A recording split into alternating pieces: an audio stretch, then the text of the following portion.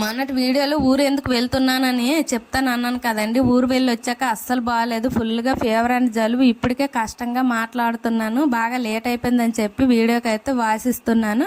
ఇంక ఇది వచ్చేసి ఇంత సడన్గా ఊరు ఎందుకు వెళ్ళానంటే మా అమ్మ వాళ్ళ ఊరికి వారాలు అనేవి అవుతున్నాయండి. ఈ వారాలు అనేవి ఉడుపులు అయిపోయిన తర్వాత అమ్మవార్లకి పసుపు కుంకుమ ఇచ్చేసి ఈ వారాలని పెద్ద పండగలాగా అయితే మాకైతే చేస్తారండి. ఇంక ఇది వచ్చేసి ఆదివారం రోజు సాయంత్రం తీసిన వీడియో.